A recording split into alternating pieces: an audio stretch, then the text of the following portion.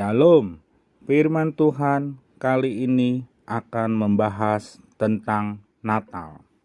Apa itu Natal? Natal berasal dari bahasa Portugis yang berarti kelahiran. Di sini berarti kelahiran seorang juru selamat dunia, yaitu Yesus.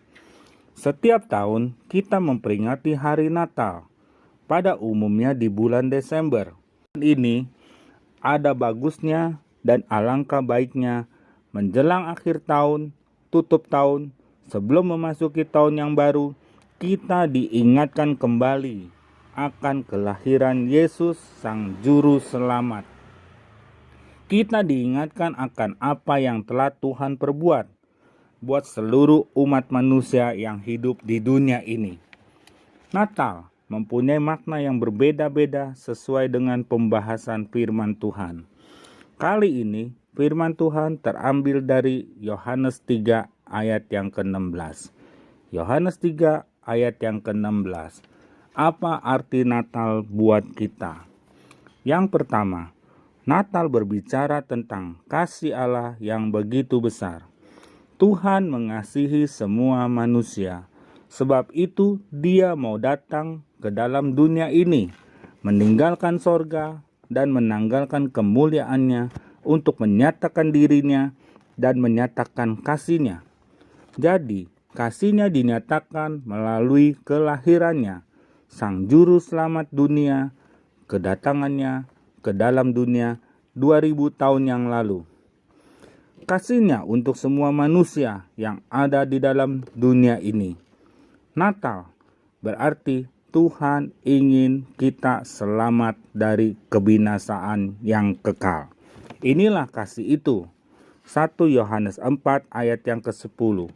Bukan kita yang telah mengasihi Allah, tetapi Allah yang telah mengasihi kita dan yang telah mengutus anaknya sebagai pendamaian bagi dosa-dosa kita. Kalau Tuhan begitu mengasihi kita, bagaimana kasih kita kepada Tuhan? Ini yang Tuhan tanyakan. Ini yang menjadi pesan Tuhan di akhir tahun ini. Sebagaimana firman Tuhan yang Dia sampaikan. Yesus mendatangi Petrus dan kawan-kawan di pantai Danau Tiberias. Yohanes 21 ayat yang ke-15. Tuhan datang memberikan 3 pertanyaan yang sama kepada Petrus.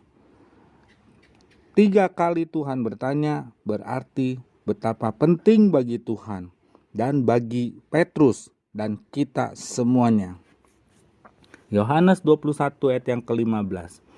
Sesudah sarapan, Yesus berkata kepada Simon Petrus, "Simon, anak Yohanes, apakah engkau mengasihi aku lebih daripada mereka ini?" Tuhan tanyakan dengan kasih yang agape. Jawab Petrus kepadanya, "Benar Tuhan, engkau tahu bahwa aku mengasihi engkau." Petrus menjawab dengan kasih Phileo. Pertanyaan kedua di ayat ke-16, kata Yesus pula kepadanya untuk kedua kalinya, "Simon anak Yohanes, apakah engkau mengasihi aku?"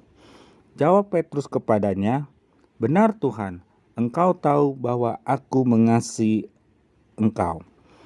Pertanyaan Tuhan yang kedua dengan kasih yang sama agape, dan Petrus menjawab dengan kasih Phileo.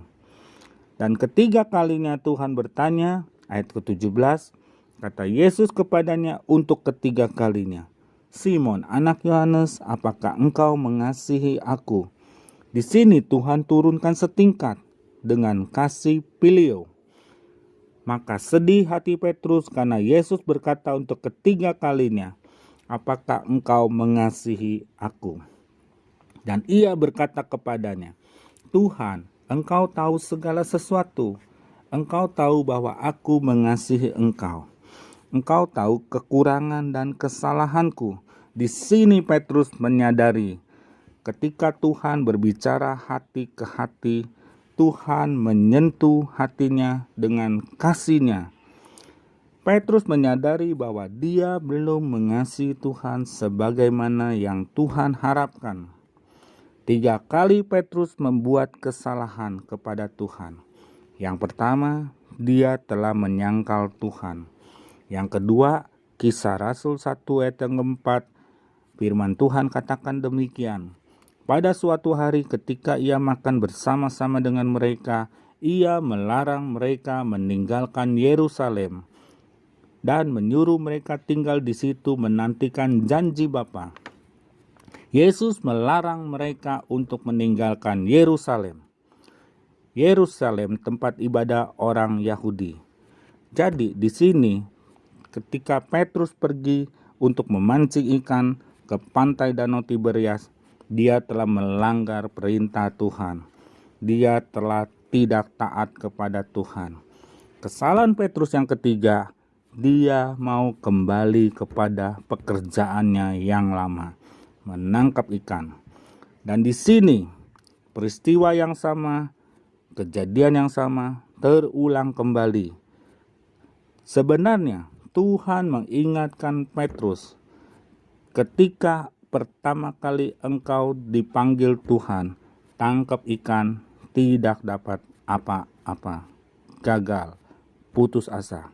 Dan ketika dia mau meninggalkan pelayanan, tangkap ikan, tidak dapat, gagal, dan putus asa.